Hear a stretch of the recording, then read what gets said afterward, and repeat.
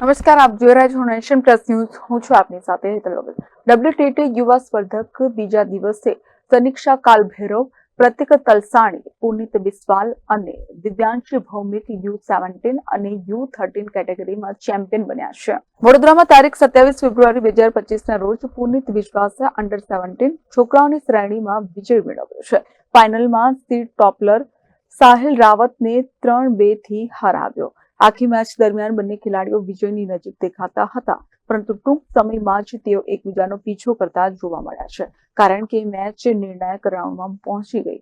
દિવ્યાંશી ભૌમિકે under 17 છોકરીઓની શ્રેણીમાં જીત મેળવવા માટે ખરાબ શરૂઆત કરીને સાચું પાત્ર બતાવ્યું. શરૂઆતના રાઉન્ડમાં તે અનિશ્ચિત દેખાતી હતી, પરંતુ જ્યારે તે મહત્વનું હતું ત્યારે તેણે પોતાનું ફોર્મ બરાબર મેળવ્યું. જેનિફર વર્ગીસને 3-1 થી હરાવીને ટોચનું સન્માન મેળવ્યું છે. સદભાગ્ય છે વડોદરાનું અને TTAB પ્રેસિડેન્ટ તરીકે અમારી ટીમનું પણ કે WTT વર્લ્ડ કન્ટેન્ડર 2025માં આપણને આ ચાન્સ મળ્યો છે. ફર્સ્ટ એવર ચેમ્પિયનશિપ અહીંયા રમાઈ રહી છે અને બહુ જ સારા વાતાવરણમાં બધા પ્લેયર્સ રમી રહ્યા છે. લગભગ 13 કન્ટ્રીઝમાંથી બધા આવેલા છે. એમાં 8 કન્ટ્રીઝમાંથી રમનારા પ્લેયર્સ છે, 5માંથી જે ટેકનિકલ ઓફિસર્સ છે એ લોકો આવેલા છે અને ખૂબ સારા વાતાવરણમાં આ ટુર્નામેન્ટ થઈ રહી છે. તો હું એમને સૌને અભિનંદન આપું છું, આવકારું છું, ધન્યવાદ કરું છું WTT યુથ કન્ટેન્ડર સિરીઝને કે સૌથી પહેલી સિરીઝનું સૌથી પહેલું આયોજન અહીંયા થઈ રહ્યું છે. ગર્વની વાત છે વડોદરા માટે. વડોદરા સ્પોર્ટ્સ સિટી છે, કલ્ચરલ સિટી છે, ખૂબ ગુણગ્રાહી લોકો અહીંયા રહે છે. મારી વિનંતી છે કે બધા જ લોકો આનો અનુભવ લેવા માટે અને એમના પોતાના એક્સપિરિયન્સ શેર કરવા માટે આવે. અહીંયાથી જનાર જે પ્લેયર્સ છે એમને ખૂબ સારો ચાન્સ મળવાનો છે અને ઓલિમ્પિક માટે તૈયાર થાય એવી સરસ મજાની આ ચેમ્પિયનશિપ છે. તો સૌને આવકારું છું. બધાને ખૂબ ખૂબ મારા શુભકામનાઓ અને આશીર્વાદ છે અને thank you all of you. ખૂબ સારો સાથ સહકાર બધા તરફથી મળી. તનિષ્કા કાલભૈરવે પહેલી મેચથી જ મજબૂત દેખાવ કર્યો અને અંડર 13 ગર્લ્સ કેટેગરીમાં જીત મેળવવા માટે તેજ ગતિ જાળવી રાખી. તેણે ઉચ્ચ ક્રમાંકિત આરાધ્ય ઢીંગરાને હરાવી.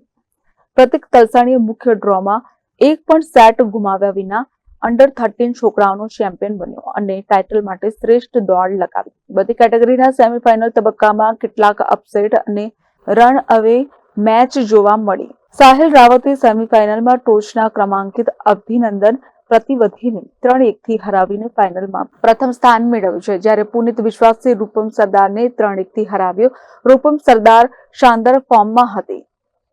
તેણે બીજા ક્રમાંકિત પ્રિયનુજ ભટ્ટાચાર્યને 3-1 થી હરાવ્યો, પરંતુ પુનિત બિસ્વાસ સામે તે નિષ્ફળ રહી. દિવ્યાંશી ભૌમિકે સેમીફાઇનલમાં કાવ્ય ભટ્ટને 3-0 થી હરાવીને પોતાનું ફોર્મ મેળવ્યું. નંદિની સહાયે રાઉન્ડ ઓફ 16માં બીજા ક્રમાંકિત અનન્યા મુરલીધરનને હરાવીને સેમીફાઇનલમાં પહોંચવાનું સ્વપ્ન જોયું હતું, પરંતુ સેમીફાઇનલમાં જેનિફર વર્ગીસ સામે તેનો 1-3 થી પરાજય થયો હતો. દિવસની શરૂઆતમાં અંડર 19 અંડર 15 મિક્સ ડબલ્સની જોડીએ તેમના અભિયાનનો પ્રારંભ કર્યો, જેમાં ટોચની જોડી ડ્રોમાંથી પસાર થઈ. દિવસનો સૌથી મોટો અપસેટ અંડર 19 મિક્સ ડબલ્સની સેમીફાઇનલમાં થયો, જ્યારે તનિષા કોટેચા અને પ્રેયસ સુરેશે મનપસંદ અંકુર ભટ્ટાચાર્ય અને પ્રીથા વર્તિકરને શાનદાર વિજય સાથે હરાવ્યા. દરમિયાન જેનિફર વર્ગીસ અને બાલમુરુગન રાજકેસરનને શાનદાર જીત મેળવીને આવતીકાલના ફાઇનલમાં પોતાનું સ્થાન નિશ્ચિત કર્યું છે. આજે WTT યુથ કન્ટેન્ડર 2025 ઇવેન્ટના બીજા દિવસ છે. 4 દિવસ ચાલનાર આ ટુર્નામેન્ટમાં સૌથી વધારે રમતવીરો પાર્ટિસિપેટ કરી રહ્યા છે. 165થી વધારે ખેલાડીઓ આપણા દેશના અને અન્ય ખેલાડીઓ કેટલાક અન્ય દેશોથી આવીને આ ઇવેન્ટમાં પાર્ટિસિપેટ કરી રહ્યા છે. વડોદરા શહેરમાં સમા ઇન્ડોર સ્પોર્ટ્સ કોમ્પ્લેક્સમાં આ પ્રકારના એક ઇન્ટરનેશનલ ટુર્નામેન્ટ થઈ રહ્યો છે. આ આપણે સૌને ગર્વની વાત છે આજે જે વિજેતાઓ છે તે સૌને આપણા તરફથી ખૂબ ખૂબ અભિનંદન. અને જે રીતે આજનું આયોજન પણ થયું છે, સુંદર આયોજન, તે બદલ તમામને આભાર પણ માનીએ છીએ. તમે જોયા છો કે છેલ્લા કેટલાક સમયથી 15 વર્ષથી ગુજરાત એક સ્પોર્ટિંગ ક્ષેત્રમાં એક લીડર તરીકે ઉભરી આવેલ છે.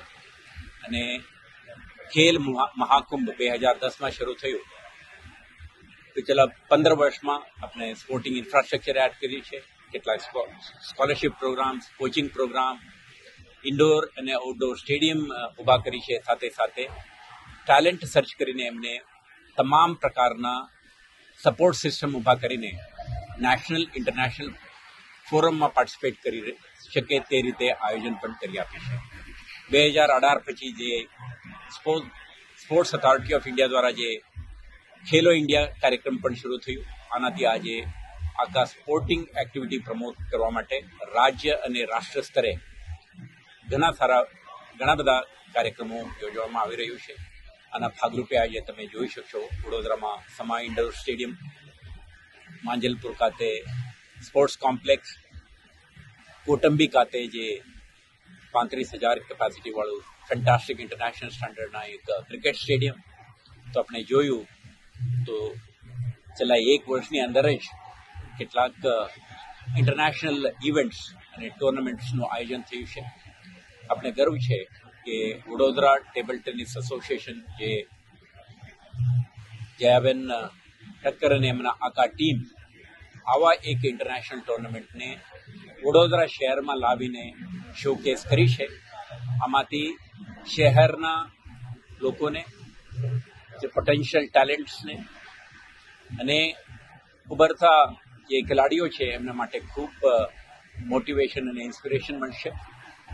અને ઇન્ટરનેશનલ સ્ટાન્ડર્ડ સેટ કરીને તમામને એક બેન્ચમાર્ક ઊભા કરી છે. આ બદલ એમને અભિનંદન પાઠવું છું. આવા કાર્યક્રમો ચાલતા રહે તો આપણા ઇન્ફ્રાસ્ટ્રક્ચરનો મહત્તમ ઉપયોગ અને ટેલેન્ટને હાઈએસ્ટ ઓપોર્ચ્યુનિટીઝ મળી રહે.